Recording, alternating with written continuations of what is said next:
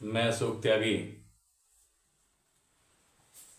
कक्षा 10वीं के बच्चों की विशेष मांग पर आज मैं सामाजिक विज्ञान की हमारी जो 4 पुस्तकें हैं उन 4 पुस्तकों में से एक पुस्तक है हमारी आर्थिक विकास की समझ।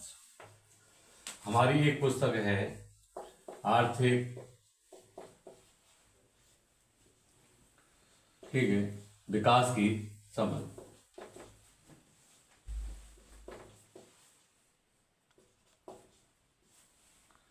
इसका एक अध्याय है हमारा अर्थव्यवस्था के क्षेत्र। इसमें एक अध्याय है हमारा जो दूसरा अध्याय है अर्थव्यवस्था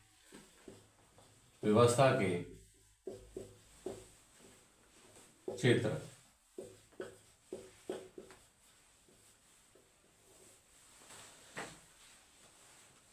बहुत सरल अध्याय है ये, आसानी से आप समझेंगे और इस अध्याय में हम क्या क्या पढ़ेंगे वो जानेंगे।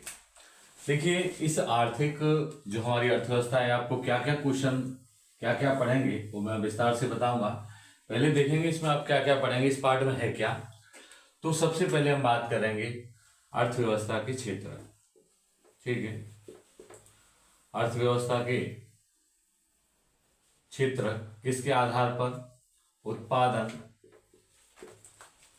और सेवा के आधार पर। ठीक है, उत्पादन और सेवा के आधार पर। ठीक है, हमारी अर्थव्यवस्था के 3 क्षेत्रक रहेंगे। कितने क्षेत्रक रहेंगे? 3। ध्यान देंगे, विस्तार से बाद में समझाऊंगा, पहले हम लोग समझ लेते हैं। सबसे पहले हम समझेंगे प्राथमिक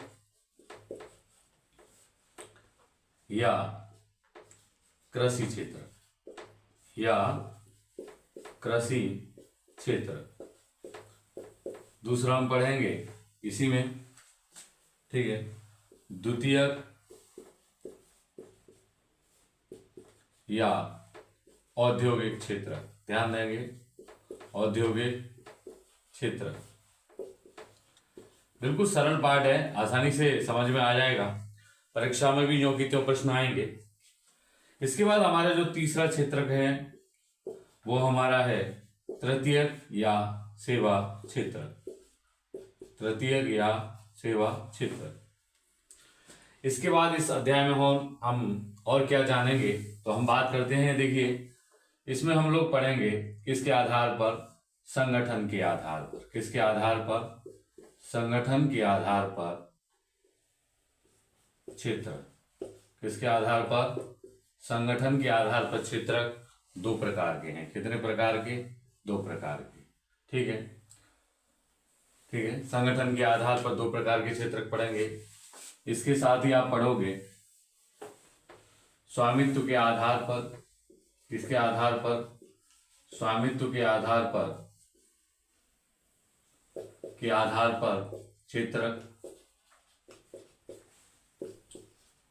क्षेत्र। इसमें भी 2 प्रकार के पढ़ेंगे। ठीक है, स्वामित्व के आधार पर देखिए हमारे सार्वजनिक और निजी क्षेत्र। ठीक है, निजी क्षेत्र। तो ये संगठन के आधार पर हम लोग पढ़ेंगे संगठित, ठीक है, और असंगठित।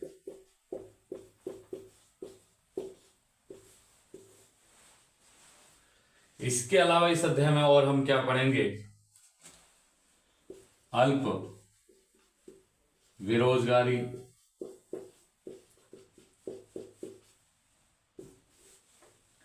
प्रच्छन्न, ठीक है, प्रच्छन्न बेरोजगारी के बारे में जानकारी प्राप्त करेंगे। ठीक है, इसके बाद सेवा क्षेत्र के बढ़ते हुए महत्व के बारे में जानेंगे। सकल घरेलू उत्पादन किसे कहते हैं इसके बारे में जानेंगे। तो आप विस्तार से इस अध्याय को आसानी से समझोगे, बिल्कुल सरल सरल क्वेश्चन आएंगे और आसानी से आप इसका पूरी तरीके से आप उत्तर दे सकते हो। तो हम बात करते हैं इस अध्याय में क्या क्या पढ़ेंगे आप। तो सबसे पहले मैं आप बताता हूं अर्थव्यवस्था के क्षेत्र। सबसे पहले हमारा टॉपिक रहेगा अर्थव्यवस्था के क्षेत्र। ठीक है, आप ध्यान देंगे अर्थव्यवस्था के क्षेत्र किसके आधार पर, ठीक है, किसके आधार पर है ये। अगर हम बात करते हैं अर्थव्यवस्था के क्षेत्र उत्पादन और सेवा के आधार पर 3 प्रकार के होते हैं। किसके प्रकार के? उत्पादन और सेवा के आधार पर। ठीक है, ध्यान देंगे 3 प्रकार के क्षेत्र होते हैं। क्वेश्चन अगर पूछा है अर्थव्यवस्था के क्षेत्र कितने हैं, तो 3 क्षेत्र हैं। नंबर 1 पहला है प्राथमिक क्षेत्र। ठीक है, तो देखेंगे प्राथमिक क्षेत्र किसे कहते हैं। ठीक है, तो जिस क्षेत्र में प्राकृतिक उत्पादकों, किसके? प्राकृतिक संसाधनों, ध्यान देंगे प्राकृतिक संसाधनों, ठीक है, का उपयोग कर उत्पादन किया जाता है। प्राकृतिक संसाधनों का उपयोग कर, ठीक है, उत्पादन किया जाता है। ऐसे क्षेत्र को प्राथमिक क्षेत्र या क्या कहते हैं, इसे कृषि आधारित क्षेत्र कहते हैं। क्या कहते हैं? कृषि आधारित क्षेत्र कहते हैं। क्योंकि देखिए जो भी समझने का प्रयास करेंगे आप, क्योंकि प्रकृति के द्वारा ही, जैसे कपास है, गन्ना है, गेहूं है, ये प्राकृतिक संसाधनों के द्वारा, क्योंकि इसके लिए भूमि की आवश्यकता होती है, जल की आवश्यकता होती है, ये सभी प्राकृतिक संसाधन है। सौर ऊर्जा की आवश्यकता होती है, तो सूर्य का जो प्रकाश भी है वो भी प्राकृतिक संसाधन है। तो प्राकृतिक संसाधनों का उपयोग करके जब हम उत्पादन करते हैं, ऐसे क्षेत्र को प्राथमिक क्षेत्र या कृषि क्षेत्र कहते हैं। पहला क्वेश्चन का आंसर। दूसरा हमारा इसी में टॉपिक है, अगर हम बात करते हैं द्वितीय क्षेत्र। क्या हम बात करेंगे?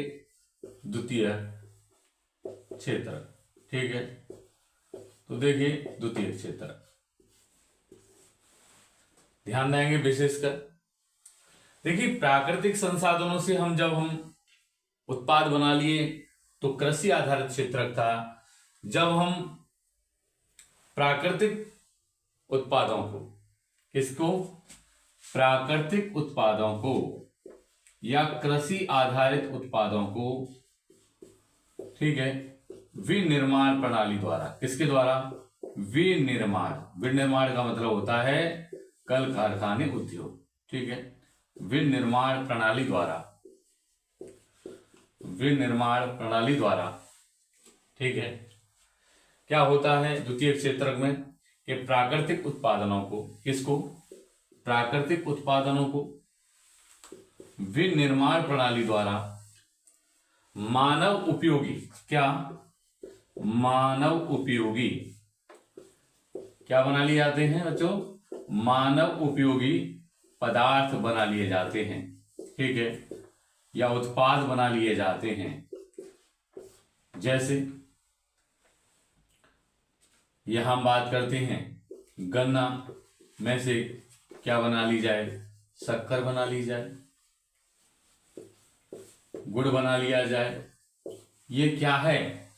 जो शक्कर और जो गुड़ है वो हमारा द्वितीयक क्षेत्र है, द्वितीयक उत्पाद है।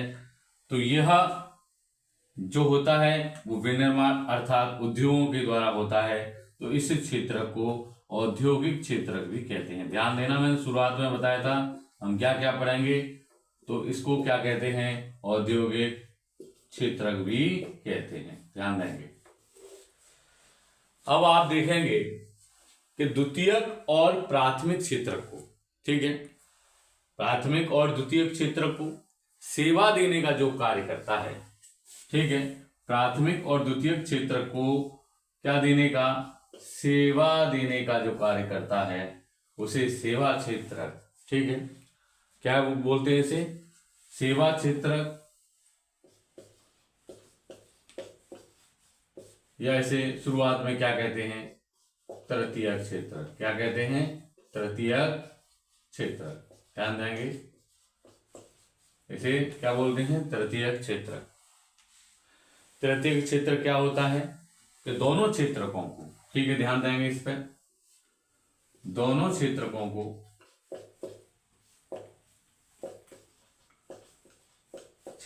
को सेवा देने वाला, ठीक है, क्या देने वाला, सेवा देने वाला क्षेत्र क्या कहलाता है, सेवा क्षेत्र कहलाता है। जैसे परिवहन, परिवहन से आप क्या देते हो, दोनों क्षेत्रकों को सेवा देते हो, क्योंकि कृषि आधारित उत्पादों को फैक्ट्रियों तक और फैक्ट्रियों से आपकी दुकानों तक पहुंचाने का कार्य कौन करता है, परिवहन करता है। इसके बाद देखिए बैंकिंग है, धन मुहैया कराती है फैक्ट्रियों के लिए, किसानों के लिए, किसान ऋण देती है, आपको आकस्मिक सुरक्षा देने का कार्य बीमा करता है, ठीक है, तीव्रगामी सूचनाओं के आदान प्रदान के लिए संचार। तो ये सब क्या हैं, ये सभी सेवा क्षेत्र हैं। तो कि देखिए अर्थव्यवस्था के हमारे उत्पादन और सेवा के आधार पर क्षेत्र 3 प्रकार के होते हैं। प्राथमिक क्षेत्र कृषि जो आधारित उत्पाद होते हैं, प्राकृतिक संसाधनों से जिनका उत्पादन होता है उन्हें कृषि आधारित उत्पाद, ठीक है, क्षेत्र कहते हैं। दूसरा आप देखेंगे कि जो कृषि उत्पादकों को, किसको, कृषि उत्पादों को विनिर्माण प्रणाली के द्वारा मानव उपयोगी पदार्थों में बदल दिया जाता है, उसे द्वितीयक क्षेत्र या औद्योगिक क्षेत्र कहते हैं। और दोनों क्षेत्रकों को सेवा देने का जो कार्य करता है उसे तृतीयक या सेवा क्षेत्र कहते हैं। ये मैं आशा करता हूं कि इस क्वेश्चन को आप बेहतरीन तरीके से समझ गए हों। अगर कुछ समझ में नहीं आए तो आप कमेंट कर सकते हो, कोई टॉपिक समझ में नहीं आ रहा है तो आपके मैं कमेंटों को देखकर उसको और विस्तार से आपको समझा दूंगा। इसके बाद आप देखेंगे, अभी हमने बात की थी, ये तो उत्पादन और सेवा के आधार पर क्षेत्रक थे, वो कितने प्रकार के थे, वो 3 प्रकार के थे। इसी बीच एक क्वेश्चन आपसे पूछ लिया जा सकता है, सकल घरेलू उत्पादन। ध्यान देंगे, बढ़िया प्रश्न है।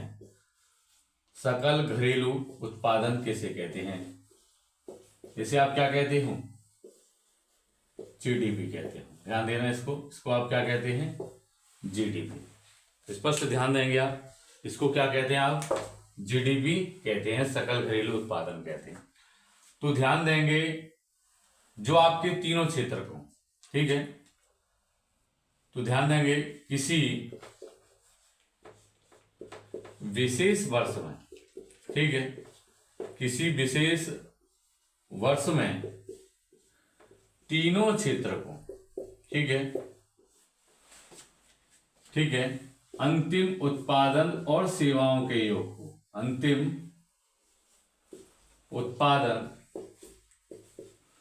और सेवाओं के योग को, और सेवाओं के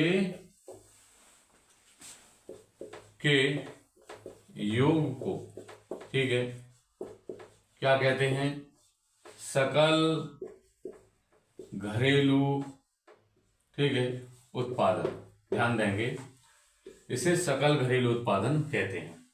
या आप दूसरी भी परिभाषा आप याद कर सकते हो, तीनों क्षेत्रकों के, ठीक है, अंतिम सेवा और उत्पादन के योगफल को, तीनों क्षेत्रकों, ठीक है, तीनों क्षेत्रकों के उत्पादन के योगफल को, उत्पादन के योगफल को, किसको, तीनों क्षेत्रकों के उत्पादन के योगफल को क्या कहते हैं, सकल घरेलू उत्पादन, सकल, ठीक है, घरेलू उत्पादन कहते हैं। ध्यान देंगे, क्वेश्चन कई बार आपसे पूछा जा सकता है इसको, सकल घरेलू उत्पादन क्या है। चलिए, इसके बाद हम बात करते हैं, अभी हमने बात की थी उत्पादन और सेवा के आधार पर क्षेत्र, अब बात करते हैं संगठन के आधार पर। तो संगठन के आधार पर 2 प्रकार के क्षेत्र होते हैं, ठीक है। इसके बाद हम पढ़ेंगे स्वामित्व के आधार पर, ठीक है। अब हम बात करते हैं किसके आधार पर, संगठन के आधार पर, ठीक है, संगठन के आधार पर, ठीक है, क्षेत्र,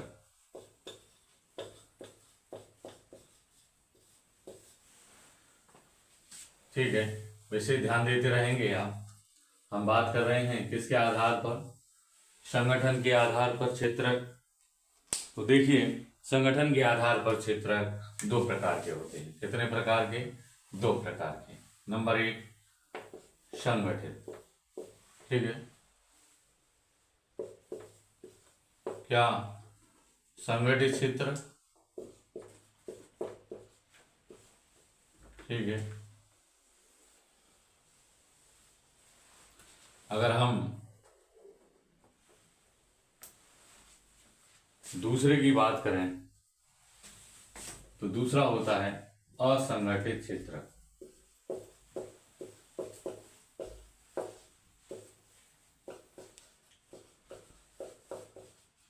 बिल्कुल आसान है, सामाजिक विज्ञान को समझना बहुत सरल है। तो आप देखेंगे संगठित क्षेत्रक और असंगठित, हम बता रहे हैं संगठन के आधार पर क्षेत्रक। तो इनकी विशेषताएं आप देखेंगे, ठीक है। तो संगठन के आधार पर क्षेत्रक दो प्रकार के संगठित क्षेत्रक, तो इनकी विशेषताएं देखिए, ठीक है। इनकी क्या देखेंगे? विशेषताएं देखेंगे। मेन विशेषताएं क्या क्या होती हैं, क्या क्या इनकी खासियत होती हैं, क्या आप उत्तर लिखेंगे। तो सबसे पहले विशेषताएं देखिए, ठीक है। संगठित क्षेत्र क्या होते हैं, जैसे आप देख सकते हैं इसमें क्या क्या आते हैं, सरकारी, ठीक है, कार्यालय, इसके बाद पंजीकृत संस्था, ठीक है, उद्योग भी हो सकता है, पंजीकृत कुछ भी होता है। तो इनकी विशेषताएं क्या होती है? नंबर 1 कार्यस्थल निश्चित होता है। क्या होता है? कार्यस्थल, कहाँ काम करना ये निश्चित होता है, कार्यस्थल निश्चित होता है। पहली इनकी विशेषता ध्यान रखेंगे, संगठित क्षेत्र किसे कहते हैं, कार्यस्थल क्या होता है इसमें, निश्चित होता है। दूसरा आप देखेंगे, ठीक है, वेतन क्या होता है, निश्चित होता है। तीसरा आप देखेंगे सवैतनिक अवकाश मिलता है आपको, ठीक है। अगर आपको छुट्टी मिलती है तो साथ में उस, जैसे संडे की छुट्टी है या कोई अन्य सरकारी छुट्टियां हैं, तो उस अवकाश में आपको आपका पूरा पूरा वेतन मिलेगा। चौथा आप इसमें देख सकते हैं, ये क्या होते हैं, सरकार द्वारा पंजीकृत होते हैं। क्या होते हैं? सरकार द्वारा पंजीकृत होते हैं, रजिस्टर्ड होते हैं। इसके बाद पांचवा आप देखिए क्या होता है, ठीक है, जो भी सरकारी नियम हैं, सरकारी जो श्रमिक कानून हैं, उनका क्या किया जाता है, पालन किया जाता है, ठीक है। कोई व्यक्ति अतिरिक्त जो कार्य करता है, ठीक है, कार्य के लिए अतिरिक्त अगर कोई समय देता है कोई व्यक्ति, तो उसे अतिरिक्त भुगतान दिया जाता है। क्या दिया जाता है? अतिरिक्त भुगतान दिया जाता है, ठीक है, ध्यान देंगे, उसे अतिरिक्त क्या दिया जाता है, भुगतान दिया जाता है। तो ये संगठित क्षेत्र की प्रमुख विशेषता होती है, ठीक है। जैसे कोई व्यक्ति सरकारी कार्यालय में काम करता है तो उसे फिक्स है कि किसी विद्यालय में उसकी ड्यूटी है, किसी कार्यालय में उसकी ड्यूटी है, तो वहां कार्य करेगा, उसका वेतन निश्चित होगा, कार्य का, ठीक है। अगर हम बात करें 7वां इसी में, ठीक है, तो देखिए कार्य समय निर्धारित होता है, समय क्या होता है, निर्धारित होता है, ठीक है, फिक्स बता दिया जाएगा कि आपकी इतने घंटे की ड्यूटी है। इसके उलट अगर हम बात करें, यूं कहते हो आप उल्टा इसका याद कर सकते हैं, असंगठित क्षेत्र वो होते हैं जहां कार्यस्थल निश्चित नहीं होता है। याद करते जाएंगे आप साथ ही साथ साथ, कार्यस्थल क्या होता है, निश्चित होता है। दूसरा, वेतन भी निश्चित नहीं होता है। देखिए, कोई किसान है, ठीक है, किसी बड़े किसान के यहाँ कार्य करने के लिए कोई मजदूर जाता है तो उसका निश्चित नहीं होता कि उस खेत में काम होगा या कहीं दूसरी जगह काम होगा, उसे कार्यस्थल की निश्चितता नहीं मिलती है। दूसरा, उसका वेतन निश्चित नहीं होता है। किसी दिन काम ज्यादा पड़ता है, मजदूर कम पड़ते हैं तो उस दिन वेतन ज्यादा मिल जाने की संभावना रहती है। अगर काम कम होता है और मजदूर अगर ज्यादा होते हैं तो उस दिन वेतन कम मिलने की भी संभावना होती है। तो इसलिए कह सकते हैं वेतन निश्चित नहीं होता है। सवैतनिक अवकाश की तो व्यवस्था ही नहीं होती, कभी छुट्टी तो नो, कोई वेतन नहीं आपका। बताइए, कभी वेतन मिलते हुए आपने देखा हो? क्या आप मान लीजिए कोई मजदूर आज काम करने के लिए नहीं आया है, श्रमिक कोई कार्य करने के लिए नहीं आया, कोई कारीगर कोई काम करने के लिए नहीं आया है, तो उस दिन उसकी छुट्टी होती है तो वेतन की भी क्या कर देते हैं, छुट्टी कर देते हैं। सरकार द्वारा ये अपंजीकृत होते हैं, पंजीकृत नहीं होते असंगठित क्षेत्र। जैसे कोई अपने घर पे कोई कारीगर या कोई मजदूर लेकर आ रहा है तो वो अपंजीकृत होता है, उस क्षेत्र को कहते हैं असंगठित। ठीक है, श्रमिकों के कानूनों का कोई पालन नहीं किया जाता है। इसके बाद अतिरिक्त समय में कार्य करवा लेते हैं, लेकिन अतिरिक्त वेतन के लिए तो वो कभी हाँ ही नहीं करते। तो आप देखेंगे, याद रखेंगे संगठित और असंगठित, बिल्कुल इसका उलट आप तैयार कर लेंगे, साथ ही साथ लिखते जाएंगे, आप लिख सकते हो। ठीक है, आसानी से आप उतार सकते हो इसको। इसके बाद मैं करता हूं स्वामित्व के आधार पर क्षेत्र। इसके आधार पर, स्वामित्व के आधार पर क्षेत्र। ठीक है,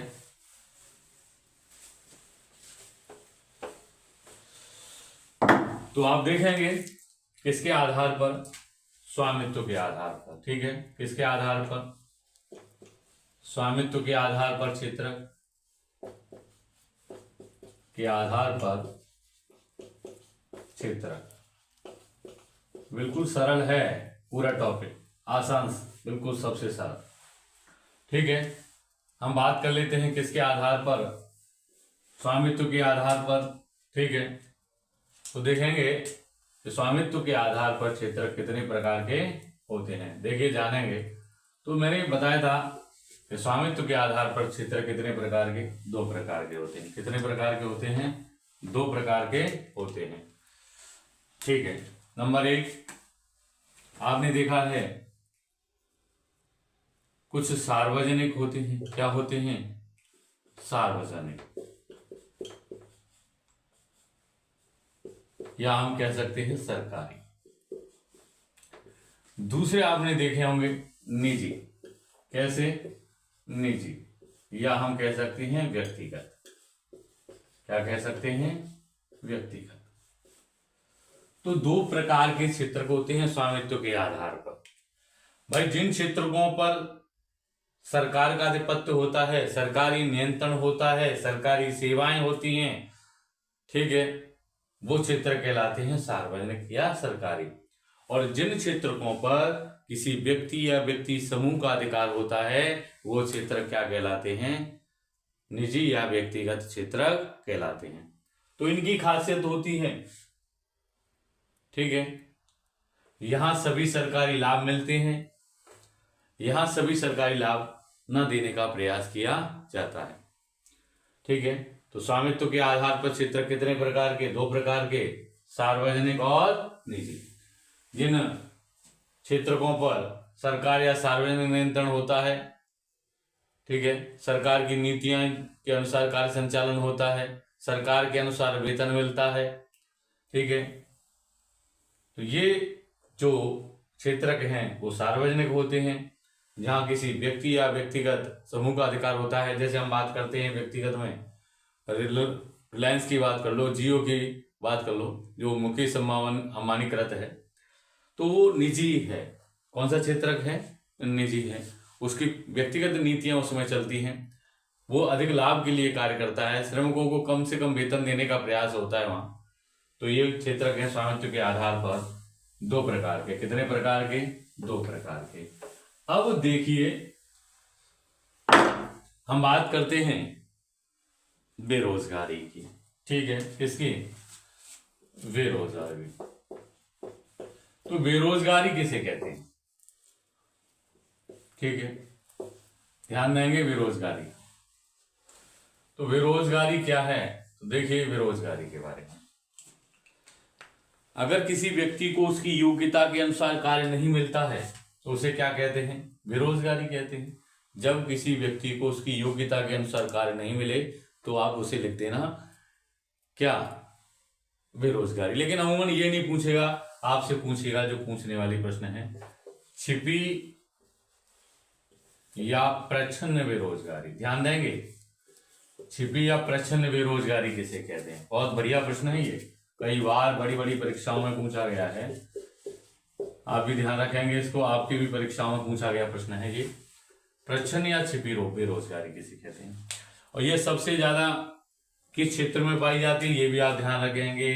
ये सबसे ज्यादा कृषि क्षेत्र में पाई जाती है। कैसे? अभी बताता हूं मैं। देखिए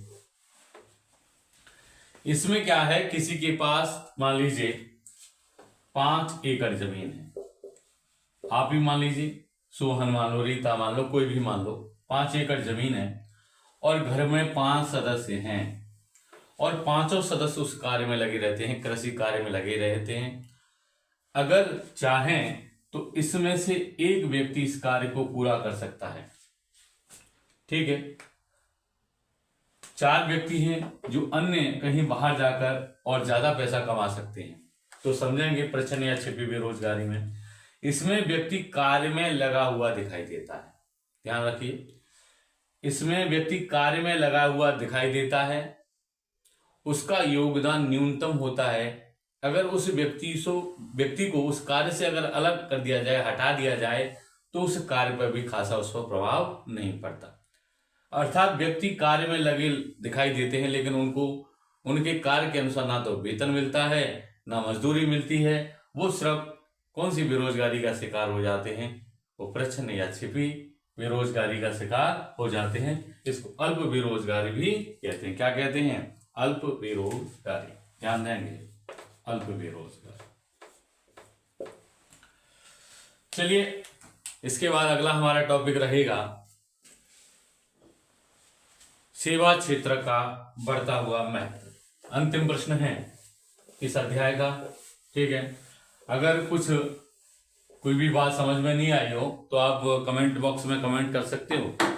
ठीक है, और मेरे चैनल को आप अधिक से अधिक सब्सक्राइब करें जिससे, और बेल आइकन को दबाएं जिससे मेरे आने वाले नए नए वीडियो आपको तुरंत मिलते रहें। ठीक है, इसके बाद हम बात करेंगे इसकी सेवा क्षेत्र के बढ़ते महत्व की। ठीक है, ध्यान देंगे, ये क्वेश्चन पूछा जा सकता है इस साल, सेवा क्षेत्र के बढ़ते महत्व को बताइए। ठीक है, सेवा क्षेत्र के बढ़ते महत्व को बताना है, महत्व को ध्यान देना। ठीक है, आज जो सेवा क्षेत्र है उसका महत्व दिनों दिन बढ़ रहा है।